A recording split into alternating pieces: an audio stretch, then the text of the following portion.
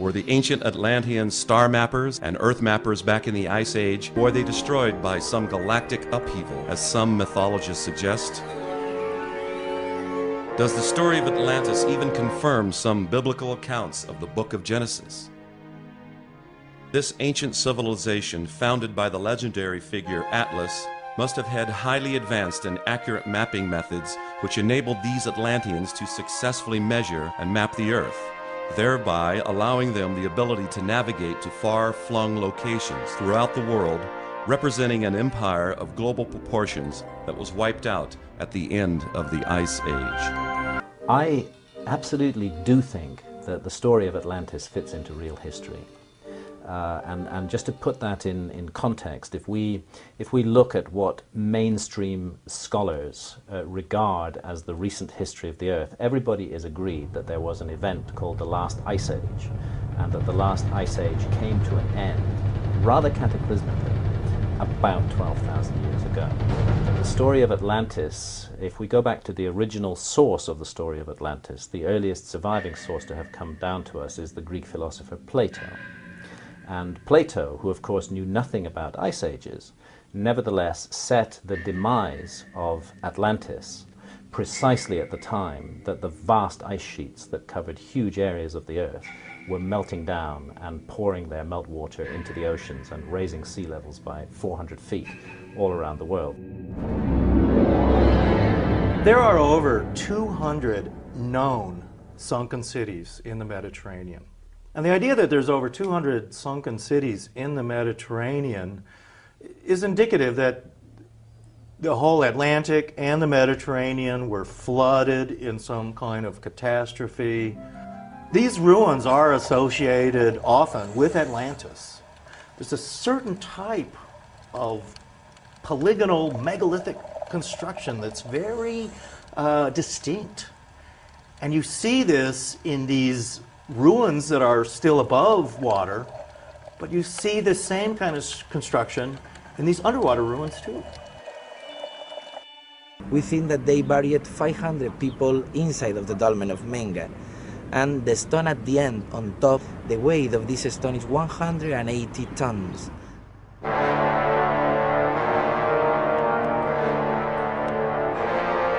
Megalithic building with gigantic sculpted stone, from the Great Pyramid of Giza to Stonehenge in England to Baalbek of the ancient Canaanites, and even to the dolmens.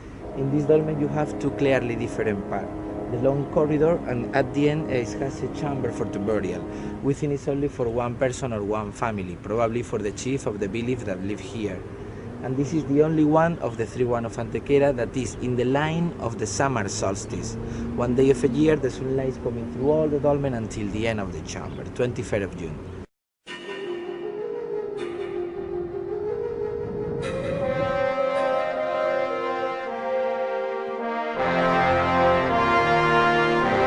All across the southern plain of Spain are these megalithic dolmens, Hormazo buildings, and they are at the base of what later would be built upon the structures by the Romans. They were the base structures at Nibla, Ronda at southern Spain, which were on rivers in the mountainous areas of the Sierra Morena Mountains, which is the richest mining area, the most ancient and richest mining area in the entire world. One form of megalithic construction that is found all over the world is known as Cyclopean. And Cyclopean construction is giant granite or some other stone boulders that have been shaped and are usually fitted together in a jigsaw pattern where the stones are perfectly fitted and locked in together. We can find it in Spain, we can find it in Greece, in Turkey, in the Middle East. We can even find it in Mexico and other areas.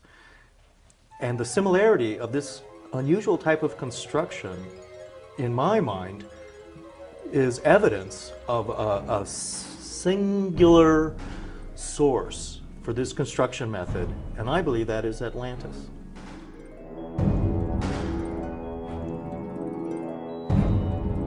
The capital city of Atlantis was a canal city with concentric canals and rings leading in to an inner city and port area. And Plato describes the city of Atlantis very specifically this way. The city of Carthage, built in Tunisia by the Phoenicians, was in many ways a miniature model of the capital city of Atlantis, with also these concentric circles and canals leading to an inner city.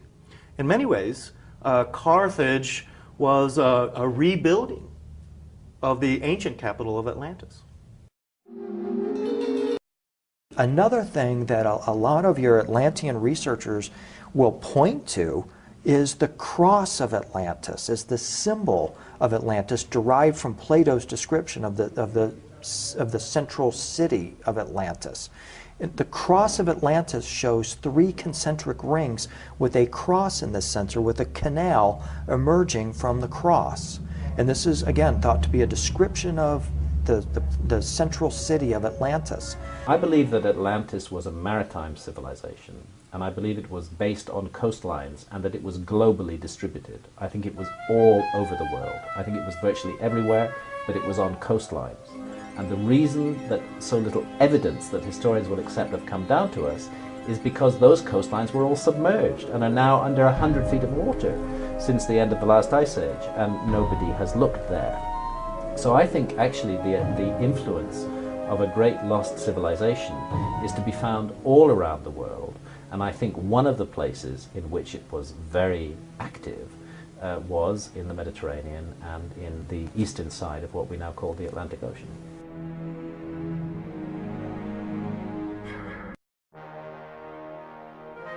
These Atlanteans were savvy ancient mappers whose leader, the legendary Atlas, has always been associated with sophisticated mapping. Atlas and his fleets were well known in the ancient world as successful navigators and mappers of vast expanses of oceans and their coastlines for trade and military conquest. They used a little-known ancient method with which they could sail away and successfully find their way back to their baseport. The Phoenicians of Canaan, world-renowned navigators, were also beginning to build their ships at this time. Even the ancient Greeks began to build huge trireme ships mentioned by Plato in his epic account of the warfare between the Atlanteans and the Greeks, the dominant maritime empires at this time. These ancient shipbuilding civilizations are now considered to have easily been able to navigate and exploit the lands on both sides of the Atlantic, with guidance from Atlas's mapping method. According to the ancient Aztec legends, the original homeland of the Aztecs was a mysterious and lost land called Atlan. And the word Atlan is in fact part of the word Atlantis. So the idea too that the Aztecs' mysterious homeland that they left was somehow in Spain, off the coast of Spain, perhaps even the Basque areas of Spain, I think is a theory that deserves some thinking about. Whenever the archaeologists get to work digging up ancient ruins, it's very often that something, for example, the Mayan temples, as they keep digging, they find that, okay, the current temples are built, let's say, 800, 900 AD, but they dig down deeper and deeper and they're finding things 2000, 3000 BC. Megalithic Cyclopean structures. The Dutch in that area of Western Europe call a submerged lost civilization in their lore Atland. So we see this term ATL, Atlantic, Atlan, from the Mayans all the way across to Europe. So it seems to be a common seafaring culture. Yes, this is a very interesting point, is the references that we find from Central America to a place called Atlan, which seemed to be the home civilization from which the later historical civilization of Central America sprang. It's impossible to resist the connection between those references to a lost land called Atlan and to Plato's notion of Atlantis. And then there's the work of Barry Fell back in the 70s, America BC, that makes it quite clear, at least back as far as the Phoenicians, but maybe further back than that, they were routinely visiting the New World. Again, in academia, that I often like to call quackademia, this is considered illegitimate to even suggest that these ancient people were capable of intercourse with each other in terms of trade or commerce or whatever. These ancient ruins of southern Mexico, later built upon by the Mayans, were Cyclopean megalithic structures and are strikingly similar to those ancient structures of Lixus on the Atlantic coast of Morocco, as well as those of southern Spain. This region includes the Basque country of Spain, whose people not only claim a lineage from the Atlanteans, but also refer to their lost kingdom as Atlantica.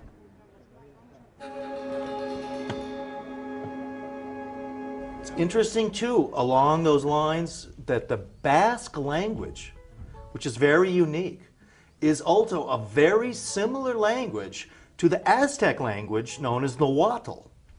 Both the Basque language and the Aztec language has a very curious combination of X sounds and ATL sounds, atl, quatl, kakakakakal. So when you have this Aztec language and the Basque language compared, we find a lot of curious similarities. The suffix atl, spelled ATL, found at the end of some Mexican words, means water, and the ancient Mexican homeland is said to have been Atlan, across the water to the eastern Atlantic. So the connection to an Atlantean civilization is unavoidable. These Atlanteans quite obviously had the navigating savvy to get the job done, with a little-known ancient mapping method which allowed the surprisingly accurate mapping of many parts of the world in ancient times, even during the Ice Age. And very interestingly, there's a whole category of maps produced between the 15th and the 17th century based on lost sources, which show the world with astonishing accuracy as it looked during the last Ice Age. I'll give you an example of this. Off the west coast of Ireland, you can find on maps from the 15th century a little circular island appears, which they call High Brazil. Such an island did not exist in the 15th, 16th and 17th centuries of our era. But if you reconstruct the coastlines of the world as they looked when sea level was much lower, as it was during the last Ice Age, you find that an island was exposed above sea level in exactly the place that is indicated on those maps. How did they know it was there unless somebody was there to map it? These Sea King maps show accurate east-west distances, and that requires a knowledge, an accurate knowledge of time. You have to measure time to get that. Now, they didn't have clocks back then. They didn't have timepieces, so they had to have another mechanism by which they could measure time. And that mechanism is the slow wobble of the Earth's axis, which would cycle once in 25,920 years. And with this rate of the wobble of the Earth's axis, the constellations of the zodiac appear to move along the horizon. They knew this rate, therefore they could measure time and therefore measure east-west distances. For example, in Western times, the longitude was only developed and discovered, or let's say made precise, I think it's somewhere in the 1700s, 1750 or something of that nature. But there's increasing evidence that the ancients understood this full well. Moreover, where the evidence really gets commanding is when it becomes clear that the Egyptians had measured the earth, because the understanding of those measures is what gives rise to the ancient measuring system of cubits, and this is, again, universal. Well, the references to units of measurement is the measurement that is expressed in the Great Pyramid. I think actually that the ancient Egyptian cubit is likely to turn out to be what is called an earth commensurate measure, that it is derived from an ancient system of measuring based on the knowledge of the dimensions of the earth. The circumference of the Earth is 21,600 nautical miles, and the base perimeter length of the Great Pyramid is half a nautical mile. So the circumference of the Earth is 43,200 base perimeter lengths. So it's an Earth commensurate measurement, and the royal cubit was derived by subdividing that half nautical mile. Now, the base perimeter of the Great Pyramid is 440 royal cubits per base side. There's 4 sides, so multiply 440 by 4 and you get 1,760. Now you divide 1,760 into half a nautical mile and you get your 20.632 inches. So it's an Earth commensurate measurement. There's no doubt whatsoever that the Great Pyramid of Egypt does embody the dimensions of the Earth.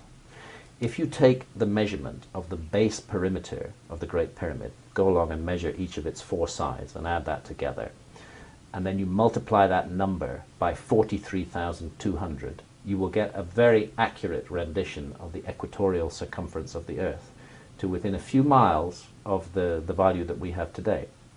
If you take the height of the Great Pyramid and multiply it by the same number, 43,200, you will get a very accurate rendition of the polar radius of the Earth, in other words, of the distance from the center of the Earth to the North Pole. Now this is really quite remarkable. The Earth and night sky were viewed as a sphere within a sphere by several ancient civilizations. In the ancient book of the Mexicans, the Popol Vuh, it is written that the ancients could measure the round face of the Earth and the arch of the sky. Even Plato referred to the Earth as a sphere within the celestial sphere. As a result of the slow wobble over the Earth's axis, the sphere of the night sky appears to move at a constant rate of 72 years per 1 degree, known as precession. These Atlantean star mappers were apparently able to predict where on Earth the constellations of the night sky would appear at the same position, relative to the horizon. So, with this knowledge, the ancients related time to distance, the same principle upon which is based our modern nautical mile system, with arc minutes and arc seconds. The notion or the knowledge of precession of the equinox, that's another matter that's becoming better and better established almost by the day, that the ancients knew about precession of the equinoxes way back when and write it into their legends and mythologies. Precession of the equinox is also known as lunisolar precession, is the gravitational pull of the moon and the sun on the Earth's equator, causing a wobble, a little like a falling top, if you like. I think that they were able to measure the rate of precession with the instrument that I've rediscovered. And so yes, I do think so, and I think that they created what was known as the great year, which is in many cultures 25,920 years, which is one roll of the precession, if you like, one orbit of the precession. And that they broke them down into 12, and 12 is the zodiac signs, and each of those is 2,160 years long. These structural measurements of the Great Pyramid is an almost perfect reduction of the dimensions of the Earth by a factor of 43,200. The Great Pyramid was almost certainly the embodiment of this very precise ancient precession mapping technique, and it was the base reference point for mapping the ancient world. Today, Greenwich, England is the base reference point for timekeeping and also nautical mile mapping, which is based upon the relationship of time to distance, as was the ancient system based at Giza in Egypt. The evidence really is from the Dead Sea Scrolls as the Essenes measured the lunar calendar. But if you go back to Egypt, then obviously we talk about Thoth, Thoth meaning wisdom. And he was also god of the moon. So we can see that he involved himself in weights and measures and writing and language and all of those things, and it also says he involved himself in the moon. So measurement of the moon is the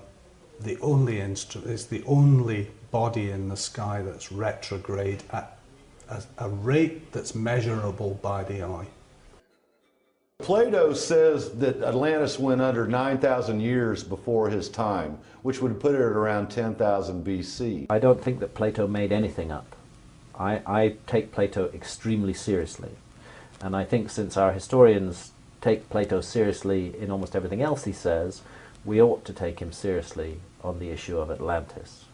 And if you take apart what Plato is saying, he's talking about a great global civilization which had a strong influence in the Mediterranean area. Plato didn't know about the Ice Age, but he did know that a great flood took place at that time. To my mind, that adds a great deal of credibility to everything that he said. Plato's descriptions of the Atlantean Empire were so detailed that they are reflected even in biblical references. Southern Spain is also called the Hesperides. They were daughters of Atlas and granddaughters of Poseidon, Atlas's father. As Poseidon means father Sidon, and as Sidon was a son of Canaan, from the land of Canaan, a port city of which was Sidon. Cadiz, a city in southern Spain where an offshore site was located, was named after another son of Poseidon, Gades. So the tie-in of these so-called mythological Atlantean characters with biblical accounts is now becoming apparent to ancient historians. Southern Spain is known as the Hesperides. They were daughters of Atlas, a supposedly mythological figure, but Atlas was the man of maps. He was this precession measurer who measured and mapped the earth, among others with him, the Atlanteans. And their base of operations was Tarshish, the biblical Tarshish.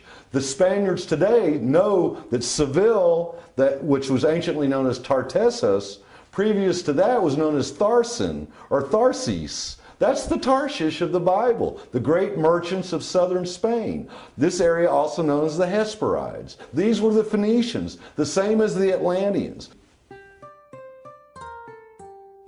Phoenician sailors were under pain of death to keep the trade routes secret, particularly the trade routes that went out into the Atlantic. Their trade routes went to Spain, up to France, and to Cornwall, where the tin and copper trade was flourishing. What the Phoenicians did was try to keep their trade routes a secret, and so they fostered these ideas that the Atlantic was impassable to other ships, so that only their ships would have the courage and the knowledge to go beyond the Straits of Hercules into the Atlantic. Plato also elaborates on the gold, copper, silver, and tin mines of the Sierra Morena Mountains of southern Spain, which were by far the richest in the ancient world. It is presumed that they were the lifeblood of the Atlantean shipping empire with its mineral wealth, and these Atlanteans clearly had the ability to transport these minerals to the eastern Mediterranean to trade with the Greeks, Minoans, Canaanites, and Egyptians. So it would seem that the Atlanteans were truly the dominant shipping and military power in the western Mediterranean and eastern Atlantic. Their empire most likely ranged from Gibraltar in the west, northward to the rich tin mines of Cornwall, England, where are found the now submerged sites referred to as Avalon, and eastward from Gibraltar to as far as Italy and Libya. The almost identical Cyclopean megalithic ruins found in those regions, both onshore and now submerged, support and confirm Plato's account.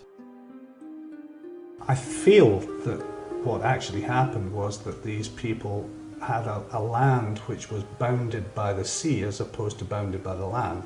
That they followed the trade routes of the trade wind routes as we know them today and the local Atlantic currents, and they travelled around the basin of the Atlantic Ocean.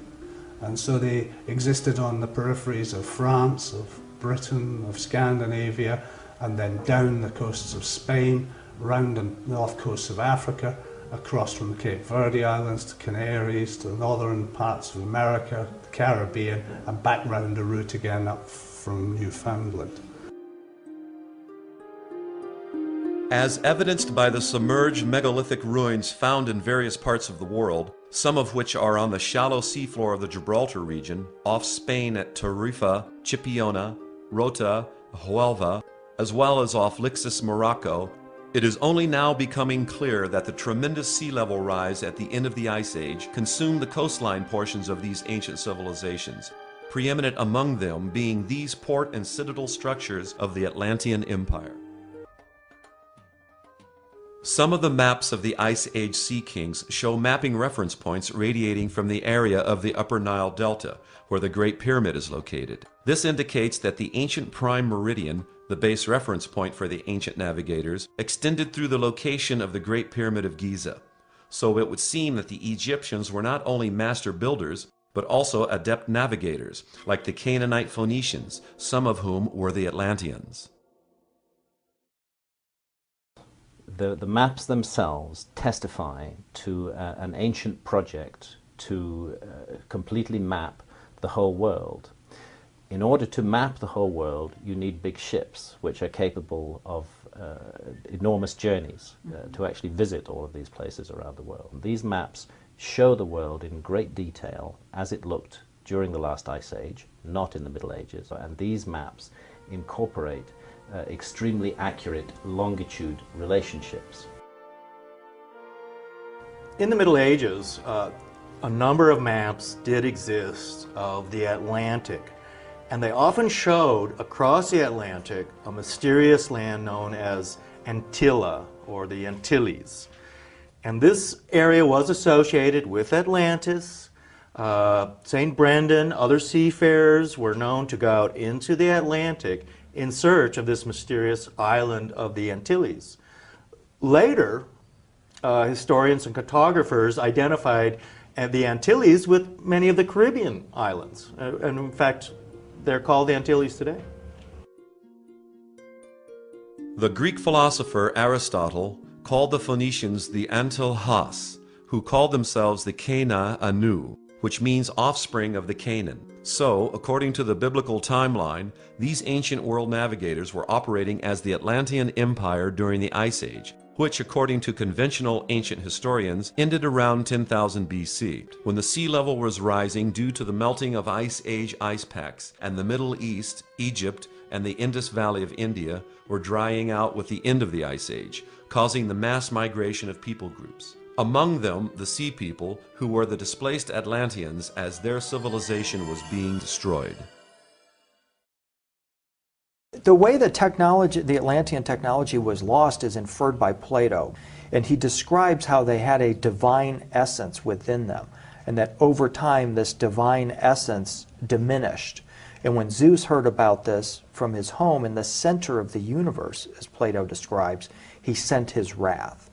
We do know that periodically galaxies go into what are called their active galactic nucleus phase, where they sprout out just these incredible cosmic energies. And there is evidence, according to some theoretical physicists and others, that Earth did suffer such a cataclysm. So I would go along with the idea that that was what actually caused the destruction of Atlantis, was this cyclical cataclysmic destruction, and literally destroyed the civilization of Atlantis. Almost all would agree that Atlantis did succumb to the sea because of the end of the Ice Age, when the polar ice caps melted and the water poured into the sea, rapidly raising sea level and submerging all these megalithic structures which are now on the shallow sea floor.